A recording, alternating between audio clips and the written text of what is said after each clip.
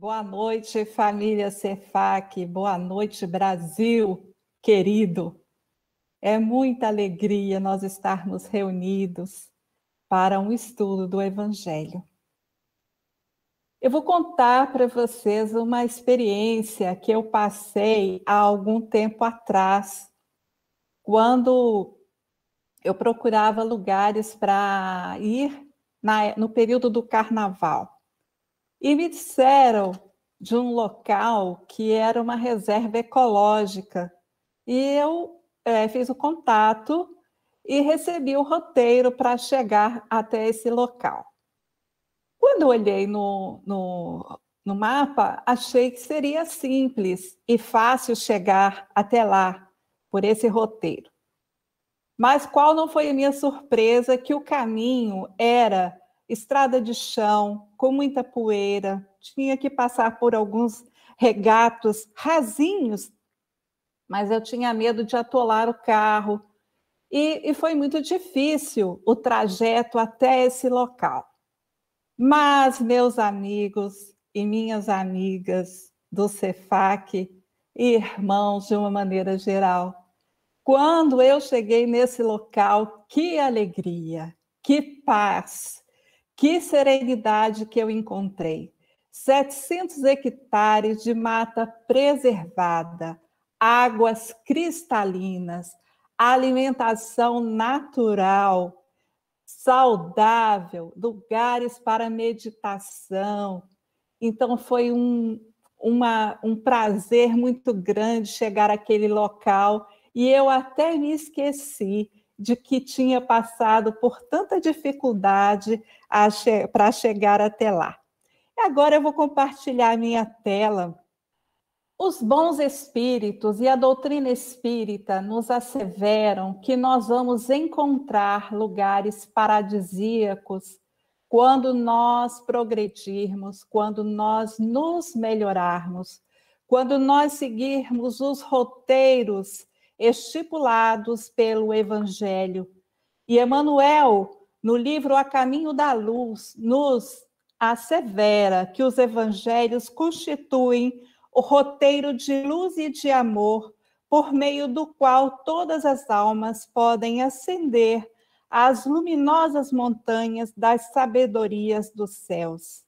Lugares que nós ainda não fazemos ideia de o quanto são belos, lugares tão paradisíacos que nós ainda não fizemos por merecer, porque ainda não cumprimos integralmente esse roteiro de luz e de amor. Mas esse roteiro é também um grande desafio, como foi para mim aquele desafio do caminho até chegar àquele local maravilhoso que eu visitei. E nesta noite nós vamos examinar esse capítulo 12, que é um grande desafio para as nossas almas, que constitui amar os nossos inimigos. E ainda mais desafiador é esse ensinamento de Jesus, que nos ensina que se alguém bater na nossa face direita, que apresentemos também a outra face. E isso nos deixa perplexos, porque para nós ocidentais ainda é muito difícil compreender essa afirmativa. É até inacreditável para nós que nós possamos oferecer outra face. Mas nós vamos estudar e entender nesta noite essa passagem. Jesus faz as suas recomendações em Mateus 5, 38 a 42. E ele diz o seguinte: ouvistes o que foi dito, olho por olho e dente por dente. Aqui, Jesus está se referindo à lei mosaica, à lei civil, que era passada de boca em boca. Então, eles ouviam aqueles ensinamentos. E essa frase, olho por olho, dente por dente, essa lei, foi estabelecida por Moisés para estabelecer uma justiça e evitar as grandes vinganças que aconteciam entre aquela gente. Era uma devastação. Se alguém roubasse um boi, o outro ia lá e roubava vários bois, matava pessoas da outra família, devastava os campos. Então, era uma vingança terrível. E Moisés trouxe essa lei, que foi um avanço, mas que é uma lei ainda de vingança. E Jesus vem nos dizer: eu, porém, vos digo que se alguém vos bater na face direita, lhe apresenteis também a outra. É que nós estávamos chegando na maioridade e Jesus vem trazer para nós um novo desafio. É como se nós estivéssemos saindo do colegial e entrando na universidade. E aí passamos para uma nova fase, com matérias mais difíceis, com tarefas mais complexas. Portanto, essa afirmativa de Jesus nos fala profundamente a nossa alma e é preciso ter muita atenção a ela. Então, bater na face significa receber, fazer, cometer agressões físicas e morais. Mas também podemos entender as traições, os roubos, as decepções, os crimes que nos molestam a todos, mesmo quando essas coisas acontecem mais distante de nós, elas ferem as nossas almas. Então, é como se nós estivéssemos levando um soco na nossa face. É como se nós fôssemos feridos muito intimamente. E oferecer a outra face tem um sentido literal. O sentido literal seria condenar toda expressão, mesmo legal, condenar toda repressão, mesmo legal, e deixar o campo livre aos maus. E nós sabemos que isso é inadmissível. Nós não podemos deixar que os maus tomem conta da nossa sociedade. Nós vamos ver que até nos mundos, como em outras cidades, como Nosso Lar, como a cidade transitória, da casa transitória, nós vamos ver que ali os espíritos fazem uma repressão ao mal. Eles não permitem que os maus entrem naquelas localidades e façam mal àquelas pessoas ali, aqueles seres, aqueles espíritos que vivem ali. E assim, bem depressa, os bons seriam vítimas dos maus, dos maldosos, dos malévolos, e teríamos um caos na nossa sociedade.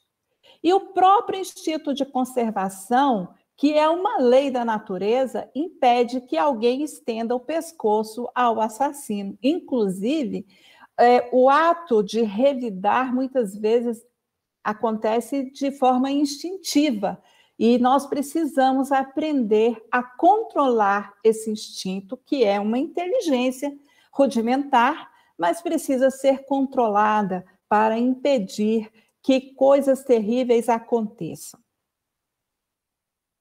Agora nós vamos ver, oferecer a outra face, o significado que Jesus quis trazer para nós.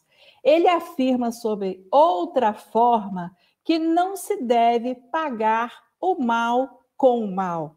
Quer dizer, não podemos retribuir o mal na mesma moeda. Não podemos retribuir uma violência com outra violência, um ato malévolo com outro ato malévolo. Jesus está nos ensinando que devemos aceitar com humildade tudo que seja útil a abater o nosso orgulho. Todos nós temos o nosso ponto, que nós consideramos ponto de honra, que nos fere a honra. Mas o ponto de honra verdadeiro está acima de qualquer questão da terra, está muito acima das questões materiais. E Jesus vem com essa frase, condenar a vingança. Ele condena qualquer ato de vingança, seja por pensamento, por atos, por qualquer forma que seja. Porque a vingança, meus irmãos, é o que resta dos costumes bárbaros. E nós podemos ver nessas fisionomias aqui, essas criaturas que estão se assemelhando a animais ferozes. Então, nos aproxima dessa nossa animalidade. É o vestígio dos hábitos selvagens que nós trouxemos lá da antiguidade. É um indício do atraso dos homens e dos espíritos que a inspiram. E é importante que nós observemos que, nesses momentos, nós também atraímos para junto de nós os espíritos atrasados, que gostam desse tipo de comportamento e que vão nos incentivar a cometer maiores atrocidades. Há pouco tempo vi uma reportagem de um rapaz que, ao ter percebido que a sua namorada havia cometido lá um flerte com outra pessoa, ele ateou fogo na jovem e no outro rapaz. E por isso ele foi preso e ele não tinha nem assim... Ele não tinha nem consciência exata de como ele tinha chegado àquele ato. E as pessoas que o conheciam diziam que ele era uma pessoa tranquila, mas naquele momento da raiva, ele foi tomado de uma fúria que o fez cometer um ato que ele vai se arrepender. Ele está preso e está profundamente arrependido e vai ainda ter muito arrependimento. E Joana de Ângeles, no livro O Evangelho à Luz da Psicologia Profunda, vem nos dizer que os que se vingam tornam-se criminosos iguais, do mesmo tipo, àqueles que os infelicitam. Só de nós pensarmos, de nós tomarmos conhecimento disso, nós já podemos pensar em não nos vingar, porque nós vamos ficar iguais àqueles que fazem o mal. E ela ainda nos mostra que leva a futuros conflitos, porque um conflito vai gerando outro e mais outro. E o hiata quer dizer une o vingador ao vingado. Quando nós pensamos que nós podemos ir para o mundo espiritual e voltar em outras encarnações ligados a essas pessoas que nos fizeram mal, e porque nós cometemos a vingança, isso é para nós um motivo de refrear os nossos impulsos. Ao orgulhoso, isso é inadmissível, né? Essas recomendações parecem uma covardia, porque eles não compreendem a visão do mundo espiritual. A visão do orgulhoso não ultrapassa o presente, não consegue compreender além do que existe aqui. E não compreende que haja mais coragem em suportar o insulto do que em se vingar. Porque quando nós aceitamos, nós somos insultados e seguimos serenamente, nós somos mais corajosos do que aqueles que são capazes de agredir. Essa coragem está relacionada à moralidade. Então, é uma coragem moral, porque a coragem dos maus que fazem o mal não é uma coragem do bem, é uma coragem do mal, não é uma coragem moral. Então, é importante compreender, para que nós possamos conseguir forças, é preciso compreender que nem sempre as ocorrências da vida são favoráveis e podemos ser perturbados pela agressividade. Todos nós estamos passíveis disso nesse mundo de expiação e provas que nós vivemos. Mesmo não criando problemas com ninguém, nós podemos passar por uma situação de agressividade. Então, é importante para nós, para que nós tenhamos forças de superar o mal, crer na vida futura.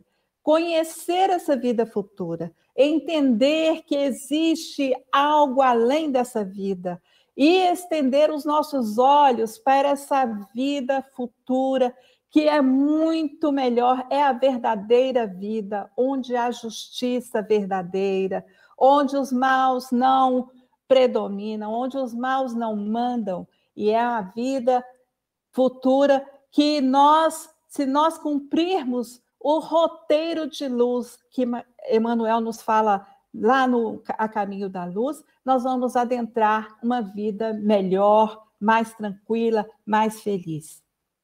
E também é muito importante acreditar na justiça divina, que jamais deixa o mal impune. Mas Deus não pune a ninguém. Deus concedeu a todos nós a consciência. E é a nossa consciência que nos pune, que nos mostra que nós erramos, que nós falimos perante as pessoas e, portanto, temos que reparar o mal. E enquanto nós não reparamos, nós ficamos sofrendo essa dor da consciência.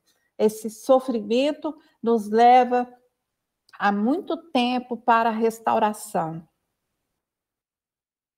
E é importante compreender que a maior glória está em ser ofendido do que ofender.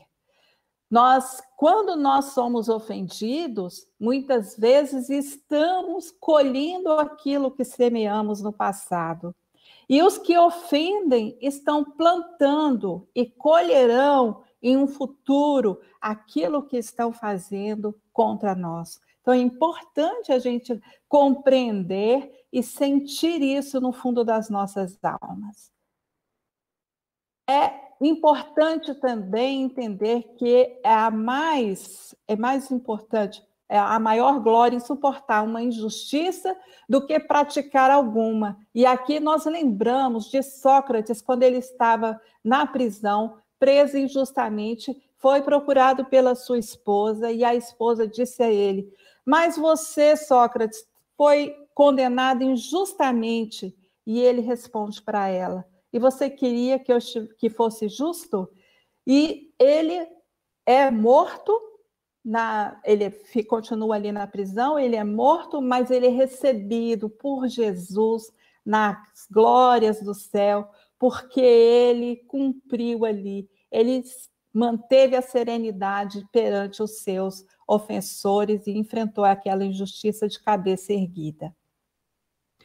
Há mais glória em ser enganado do que ser enganador. E aqui eu trago uma passagem do capítulo 12 do livro No Mundo Maior, quando o Fabrício está começando um processo de esquizofrenia aqui na Terra, porque cometeu um ato de apropriação indébita, ele rouba a herança que o pai deixa para ele e para os irmãos, ele retira dos irmãos, utiliza-se de advogados que conseguem manipular toda a documentação, ele fica com tudo, os irmãos morrem na miséria, mas ele está no fim da vida, nesse capítulo está mostrando ele morrendo, mas num processo de esquizofrenia, um complexo de culpa e um remorso terrível, que ele até tentou refazer, mas os irmãos já haviam morrido e ele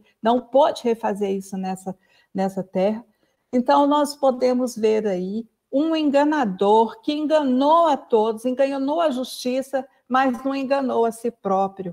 Portanto, há mais glória em ser enganado do que ser enganador. Aquele que é enganado e consegue superar, vai encontrar mundos melhores, lugares melhores no mundo espiritual. E há maior glória em ser arruinado do que arruinar os outros. A história anterior também tem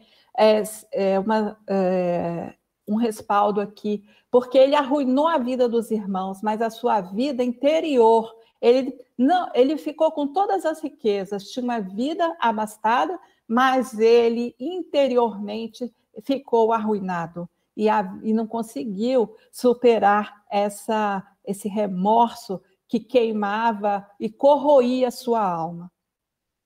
Oferecer a outra face, à luz da psicologia profunda, é provar que, e aqui nós trazemos Joana de Ângeles, que além de ser a grande mentora de Divaldo Franco, é uma criatura que estudou a psicologia por 50 anos no mundo espiritual. E 50 anos no mundo espiritual é muito mais do que aqui para nós. Ela conhece psicologia profunda. A psicologia profunda estuda o ser integral, conhece a alma, vê o corpo e vê a alma da criatura, o espírito eterno. Então, ela vem nos mostrar que, à luz da psicologia profunda, é provar que o bem é mais forte do que o mal, que o bem vencerá o mal. Não tem como a gente não entender isso, não aceitar essa proposta. A não violência é o antídoto para a ferocidade. Então, aqueles que agem com não violência conseguem impressionar aqueles que agem com violência. E ela mesma, Joana de Ângeles, quando Joana de Cusa teve um momento em que ela ia ser queimada na fogueira junto com os 2 filhos, e o soldado perguntou a ela se Jesus, se o Cristo dela só tinha ensinado a ela a morrer. E ela disse, não só a morrer, mas também a vos amar. E essa frase repercutiu na alma desse soldado. Portanto, é um antídoto para a ferocidade, a não violência. A paciência é o remédio para a irritação. E nós trouxemos aqui a imagem de Martin Luther King, o grande pastor americano e também um pacifista, um lutador pela paz de maneira pacífica. Então, ele fala que as feridas do ódio são muito mais graves naquele que fere. Se nós pararmos para refletir as consequências do ato, do ódio, as feridas causadas na criatura que fere são muito maiores, porque ela vai ter que resgatar em outros tempos isso que ela faz, o ódio que ela transmite para as outras criaturas. As feridas que ela causa nos outros são insignificantes em relação às feridas que ela carrega na alma. Oferecer a outra face. Joana vem nos mostrar aqui que Jesus demonstrou que era possível fazê-lo vivendo a experiência. E eu quero dizer aqui que Joana conheceu Jesus. Quando ela, Joana de Cusa, ela quis seguir Jesus e Jesus disse a ela que ela serviria muito mais a Deus se ela ficasse dentro de casa educando o marido dela, que era um homem violento. E ela se voltou para ele. Portanto, ela vem falar para nós de um Jesus que ela conhece. Ela vem nos ensinar verdades que ela vivenciou. E ela fala de Jesus com propriedade. Ela diz que Jesus enfrentou agressões e injúrias sem se vincular aos que o injuriavam. Jesus não entrou naquela faixa daqueles espíritos que o injuriavam. Ela nos diz que ele jamais sintonizou com a ira dos atormentados atormentadores, porque os atormentadores são também atormentados, porque quem é feliz não atormenta a vida dos outros. E ela continua nos dizendo que ele não resistia contra eles, desafiando-os ou com eles entabulando discussões estéreis. E aqui tem um grande ensinamento para nós, porque quando nós passamos por situações desafiantes, nós devemos silenciar, não desafiar o mal, nem o malvado, não criar discussões inúteis. Para que discutir?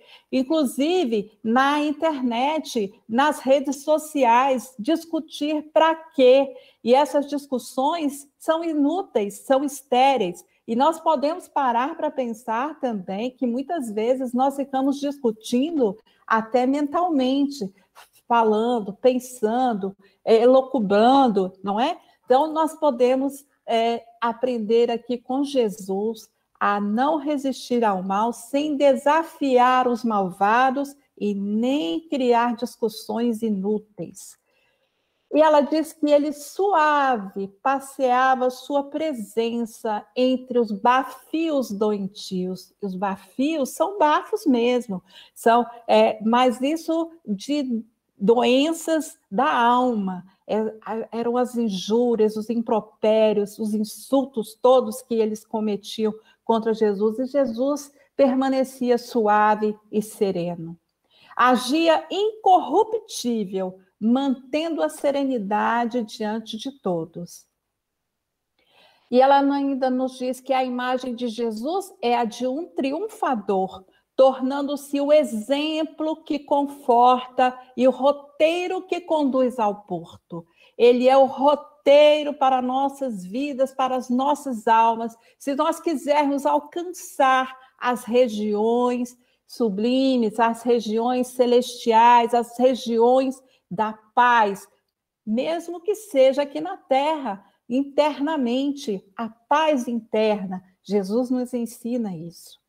Então, Joana vai nos encerrando aqui, dizendo para nós que o grandioso desafio é o maior desafio da nossa alma, o não matar, o não ser violento, é o maior desafio cultural e emocional que cada criatura pode experimentar.